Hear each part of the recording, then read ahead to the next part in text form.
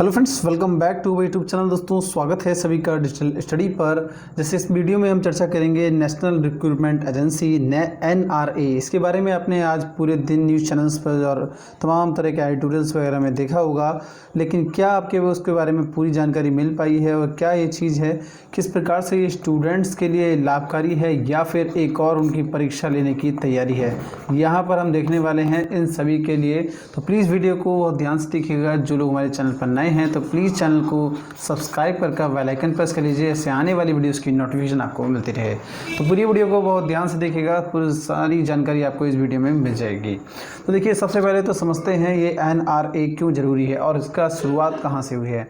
NRA की शुरुआत हुई थी आपका पिछले साल के बजट से। जब 2020 का जो फाइनेंशियल ईयर का बजट अभी निर्मला सीतारमण जी ने पेश किया था, तो वो आपका इस बजट में ही प्रावधान किया गया था कि हम एक नेशनल रिक्रूटमेंट एजेंसी यानी कि राष्ट्रीय भर्ती एजेंसी बनाएंगे, जो कि आपका इसका एक परीक्षा हुआ करेगा। और वो इसमें आपका वैसे केंद्रीय एजेंसी के अंतर्गत कम से कम 20 एजेंसी आती हैं। सेंट्रल गवर्नमेंट में जो नौकरी प्रोवाइड कराती हैं वो ऐसी कम से कम 20 एजेंसियां हैं, लेकिन नेशनल रिक्रूटमेंट एजेंसी में अभी केवल आपका 3 एजेंसियां ही इसमें जो है इसके अंतर्गत आएंगी। वो कौन कौन सी आपकी, एक तो है IBPS जो कि बैंक का एग्ज़ाम कराती है, RRB आपका रेलवे बोर्ड और बैंक का एग्ज़ाम कराती है, और एक आएगा आपका SSC। अब दरअसल क्या है, कुछ लोग मान रहे हैं कि अब ये एग्ज़ाम जो है वो बंद हो जाएंगे, ये एग्ज़ाम नहीं हुआ करेंगे। ऐसा बिल्कुल नहीं है, ये एग्ज़ाम जैसे होते हैं वैसे ही आपके एग्ज़ाम्स होते रहेंगे।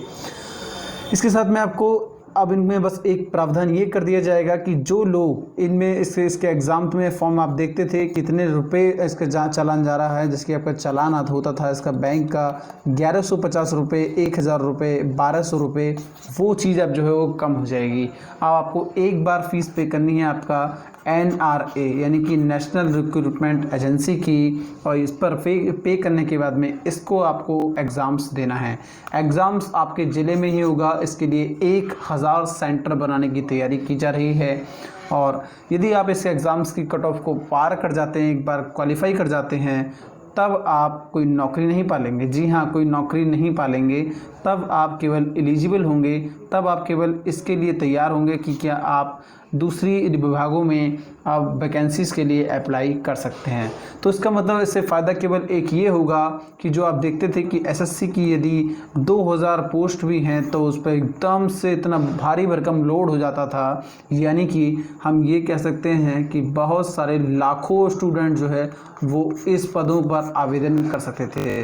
अब ऐसा नहीं होगा, वही लोग आवेदन कर पाएंगे जिन्होंने नेशनल रिक्रूटमेंट एजेंसी का टेस्ट पास किया हुआ होगा। जी हाँ, बिल्कुल शिक्षक भर्ती परीक्षा की तरह है ये, बिल्कुल एक जैसे कि आपको शिक्षक भर्ती परीक्षा पास करने के लिए आपको सुपर टेट देना होता है, और सुपर टेट देना होता है एग्ज़ाम, जो मेन स्ट्रीम का एग्ज़ाम होता है आपका। लेकिन उस सुपर टेट एग्ज़ाम को वही लोग दे पाएंगे, जो वो लोग दे पाते हैं जो कि आपका UP टेट के लिए क्वालिफाई होते हैं। ठीक है, आप मेरी बात से एग्री कर रहे होंगे। चलिए आगे देखते हैं। आपका currently government job seekers appear for multiple examinations conducted by multiple agency. फ़िलहाल अभी क्या होता है कि बहुत सारे एग्ज़ाम्स एजेंसी जो एग्ज़ाम कंडक्ट कराती हैं उसमें सभी लोग जो है अपेयर होते हैं। तो ऐसा बिल्कुल चलेगा, आगे भी ऐसा ही होगा, लेकिन आपको NRA इसके लिए पास करना होगा। तो मोस्टली स्टूडेंट यहाँ पर भीड़ आपकी जो है वो कम हो जाने वाली है। ठीक है, अब इसके बाद कर लेते हैं। देखिए, एक चीज़ आपके सामने नोटिस मैंने आपके लिखाया है, किसी न्यूज़पेपर की कटिंग है। CET से उन्हें एक बार परीक्षा में शामिल होकर किसी भी भर्ती एजेंसी के लिए आवेदन की पात्रता मिल जाएगी। जी हाँ, आपने यदि CET एग्ज़ाम पास कर लिया एक बार, तो आपको केवल अन्य विभागों में आवेदन करने की पात्रता मिलेगी। अभी उम्मीदवारों को अलग अलग एजेंसियों की परीक्षा देनी होती है, जैसे कि IBPS है, आपका RRB है, SSC है, इसकी आपको अलग अलग परीक्षा देनी होती है। परीक्षा कई भाषाओं में होगी, जो कि आपकी हिंदी इंग्लिश तो मेन भाषाएं हैं इसमें से, अन्यथा आपकी और भी भाषाओं में होगी जो कि लोकल लैंग्वेज है। कई विभागों ने CET स्कोर, शारीरिक और मेडिकल टेस्ट के आधार पर ही उम्मीदवारों के चयन की मंशा जताई है। लेकिन आप ये कहेंगे कि एक मील का पत्थर साबित होने वाला है सभी स्टूडेंट्स के लिए ये, क्योंकि इसमें से कुछ डिपार्टमेंट्स ऐसे भी हैं जिन्होंने सीधा कहा है कि जो लोग NRA क्वालिफाई कर लेंगे उन लोगों को वो लोग सीधा मेडिकल शारीरिक टेस्ट के आधार पर वो लोग भर्ती कर लेंगे। आइए जानते हैं कुछ और कैसे इसका फ़ायदा हो जाएगा स्टूडेंट्स को। देखिए यहाँ पर सभी लोग जो है वो गवर्नमेंट जॉब के लिए एलिजिबल नहीं हो सकते, ये बात तो आप मेरे साथ एग्री करेंगे। सभी लोगों को सरकारी नौकरी प्रोवाइड नहीं की जा सकती, ये भी आप सभी लोग जानते हैं। लेकिन कई दोस्तों ऐसा है, कई डिपार्टमेंट्स में आप देखते हैं जो प्राइवेट सेक्टर है हमारा, जो आपका प्राइवेट सेक्टर है उसके लिए ये एग्ज़ाम बहुत इंपॉर्टेंट भी हो जाएगा। देखिए प्राइवेट सेक्टर में जो लोग नौकरी तलाश रहे हैं, मान लीजिए आप जिन लोगों ने नेशनल रिक्रूटमेंट एजेंसी का टेस्ट पास कर लिया यानी कि NRA एग्ज़ाम्स को क्वालिफाई कर लिया है, उसकी मेरिट को पार कर गए हैं, वो लोग अब जो है यदि किसी दूसरे डिपार्टमेंट में जो है यदि वो IBPS में अप्लाई करते हैं और उनका वहाँ पर नहीं हो पाता है, तब आपकी प्राइवेट सेक्टर की जो कंपनियां हैं, बड़ी कंपनियां हैं, वो आपको इसको सबसे पहले इम्पोर्टेंस देंगी। यदि आपके पास NRA की पास आउट के आपका सर्टिफिकेट है, तब आपको एक प्राइवेट सेक्टर में भी बहुत अच्छा फ़ायदा मिलने वाला है। तो सबसे पहले इन लोगों को वरीयता दी जाएगी प्राइवेट सेक्टर में भी। साथ में आपको गवर्नमेंट जॉब के लिए तो आपके लिए ये ज़रूरी होगा ही। अब इसमें देख लेते हैं आपका ये 3 लेवल्स पर आपका एग्ज़ाम्स होने वाला है। तो आपका ग्रेजुएशन लेवल पर होगा, जो लोग ग्रेजुएट हैं, या जिस प्रकार से आपका CGL की वैकेंसी निकलती है SSC में, IBPS में आपका PO की वैकेंसी होती है, क्लर्क की वैकेंसी होती है, इसमें आपका ग्रेजुएशन चाहिए होता है।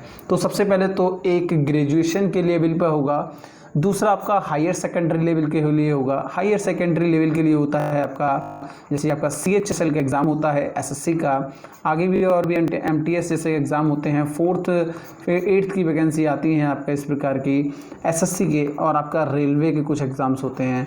तो ये आप उनके लिए चाहिए होगा हायर सेकेंडरी का सर्टिफिकेट। एक होता है आपका मैट्रिकुलेट सर्टिफिकेट। अब देखिए इसमें ज़रूरी होगा आपका आर्मी में ज़रूरी नहीं होगा, ध्यान दीजिएगा।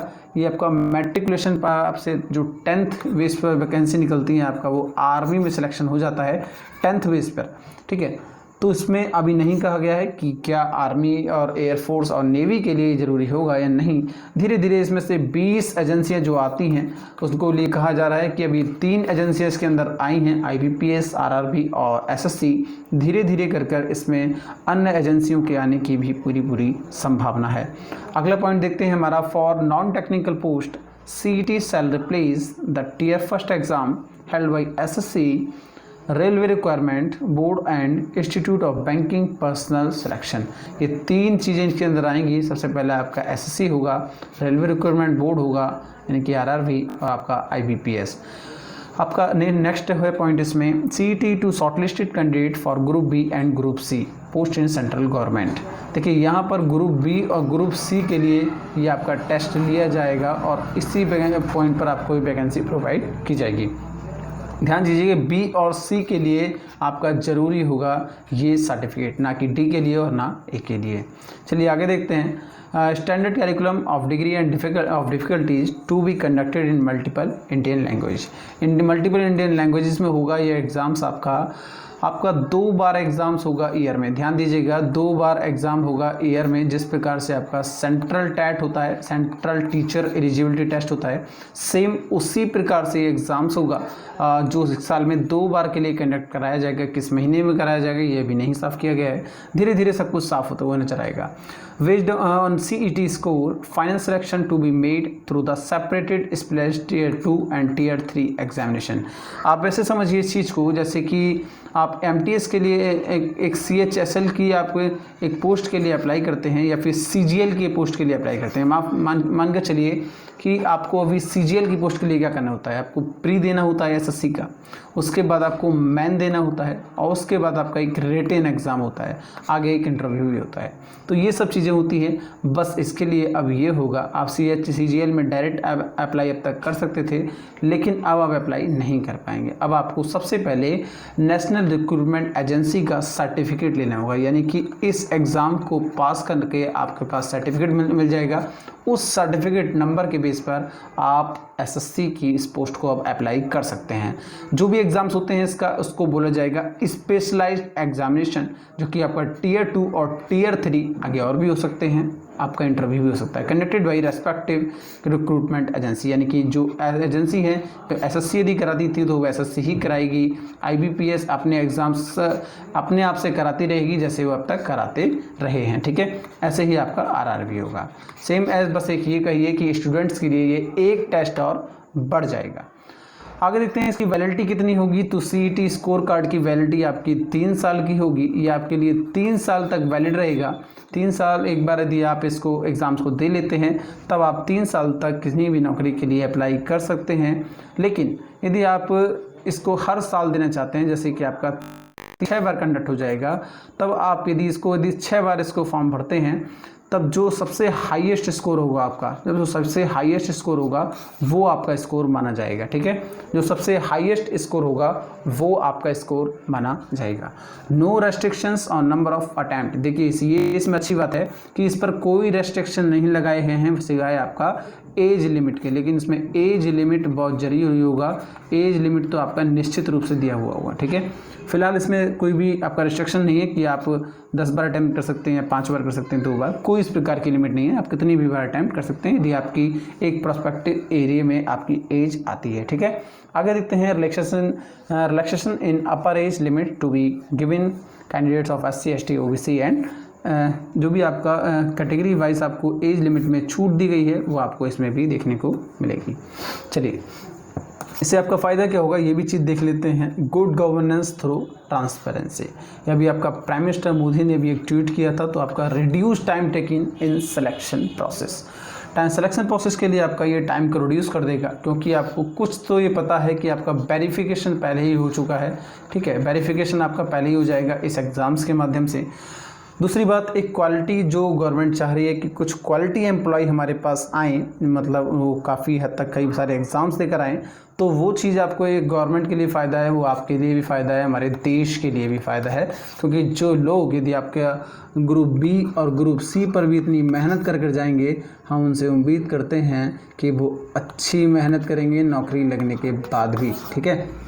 आगे देखते हैं आपका mitigates hardship for candidates from appearing in multiple exams of multiple agencies with similar eligibility conditions. इसमें कोई भी बदलाव नहीं किया जाएगा। सिमिलर एलिजिबिलिटी कंडीशंस के साथ जैसे आपकी फर्दर एजेंसियां आपके एग्ज़ाम्स करा रही हैं, फर्दर एजेंसियां ऐसी ही अपने काम करती रहेंगी, ठीक है। CET to be conducted at over 1000 centers. Every district will have to at least one exam center including the 117 aspirations districts. देखिए ध्यान दीजिए, यहाँ पर आपका 1000 से ज़्यादा आपके सेंटर्स बनाए जाएंगे, मतलब आपको एग्ज़ाम्स देने के लिए कहीं बाहर नहीं जाना पड़ेगा। ख़ासतौर से महिलाओं को ये बड़ी दिक्कत होती थी, फीमेल को बड़ी दिक्कत होती थी अब उनके एक सेंटर से दूसरे सेंटर जाना एग्ज़ाम्स के लिए। तो उनको देखते हुए बनाया गया है आपका भारत के अंदर 1000 सेंटर बनाए जाएंगे। एटलीस्ट 1 सेंटर तो होगा ही आपका ज़िले के अंदर, जो ज़िले बड़े हैं, महानगर हैं, उनके अंदर ज़्यादा भी सेंटर्स होंगे यहाँ पर, ठीक है। आगे बात करते हैं better access to rural under privilege candidate and women. देखिए यहाँ पर बेटर एक्सेस मिलेगा आपका अंडर प्रिविलेज कैंडिडेट्स को और आपका वुमेन्स को। तो चलिए आगे देखते हैं क्या पॉइंट्स मिलेंगे यहाँ पर। NRA puts the job seekers first. देखिए जो लोग NRA यानी कि नेशनल रिक्रूटमेंट एजेंसी पास करेंगे, इनको जॉब सीकर पहले रूप से आपकी वरीयता दी जाएगी, ठीक है। सबसे पहले उनको वरीयता दी जाएगी। Candidate can schedule test and choose centre of their choice. आप अपनी चॉइस का सेंटर भी अपने लगा सकते हैं। ऐसा नहीं है कि अपने सेंटर के हिसाब से आपको वो मिल जाएगा, आपके एड्रेस के हिसाब से सेंटर मिलेगा। आप स्वतः इसमें सेंटर अपना भर सकते हैं जो भी आपके नियर बाई है और जहाँ भी आप एग्ज़ाम देना चाहते हैं। To facilitate employment generation. देखिए ये चीज़ बहुत बड़ी अच्छी है, यहाँ दिया है CET scores can be shared. देखिए ये जो CET स्कोर है आपका, यानी कि स्कोर जो आपका कार्ड मिलेगा, इसका सर्टिफिकेट जो मिलेगा हम इसको कह सकते हैं स्कोर कार्ड आपका central government, state government UTI union territories, PSUs और प्राइवेट सेक्टर, इन सब के साथ शेयर किया जा सकता है। यानी कि आपको ये जो नेशनल रिक्रूटमेंट एजेंसी का आपके पास सर्टिफिकेट होगा, स्कोर कार्ड होगा, इसको आप state government, union territories, PSUs, यहाँ तक कि प्राइवेट कंपनी के साथ भी शेयर कर सकते हैं। इसमें भी आपको वरीयता दी जाएगी। जैसे कि आपके आनंद महिंद्रा के लिए एग्जाम्पल के तौर पर मैं देखता हूँ, आनंद महिंद्रा एक कंपनी है, ठीक है, महिंद्रा एंड महिंद्रा, इसके मालिक हैं आनंद महिंद्रा। इनका एक हाल ही में ट्वीट आया था कि इस प्रकार से गवर्नमेंट ने जो एग्ज़ाम्स दिया है ये हमारे लिए काफ़ी बेनिफिट्स हो गया है। क्योंकि उनके लिए बेनिफिट ये हो गया है, जो हम जांच करते थे, मतलब इंटरव्यू से पहले यदि वो जो एक स्किल्स की जांच करते थे, वो चीज़ अब जो है वो गवर्नमेंट उनको कर देगी। मतलब पहले ही वो लोग एग्ज़ाम से यदि जो जिनके पास ये सर्टिफिकेट होगा, तो यदि वो प्राइवेट सेक्टर में जॉब के लिए जाते हैं तब उनको सबसे पहले वरीयता दी जाएगी। अगला देखते हैं, would also help such organisation in saving cost and time spend on recruitment. देखिए प्राइवेट कंपनीज़ को जो है वो रिक्रूटमेंट करने में आपका कॉस्ट कटिंग होगा, साथ में आपका उनका टाइम भी बचेगा। अगला देखते हैं, initially the NRA to conducted CTET twice a year, 2 बार आपका 1 साल में कराया जाएगा। ये बात मैं आपको पहले बता चुका हूँ। Registration of applicants, generation of roll numbers, admit cards, displace of marks, merit list etcetera आपका बिल भी डन ऑनलाइन। ये सब कुछ ऑनलाइन होगा, आपका रिजल्ट ऑनलाइन आएगा, रोल नंबर आपको ऑनलाइन बताया जाएगा, एडमिट कार्ड आप ऑनलाइन डाउनलोड कर सकते हैं, यहाँ तक कि मार्क्स भी आपको ऑनलाइन ही देखने को मिलेंगे, रिजल्ट जो कहते हैं आपका, मेरिट लिस्ट भी आपको ऑनलाइन आ जाएगी। साथ में यदि आपका स्कोर कार्ड को डाउनलोड करना होगा, स्कोर कार्ड टाइप की कुछ चीज़ होगी, तो वो भी आप इस पर ऑनलाइन डाउनलोड कर पाएंगे।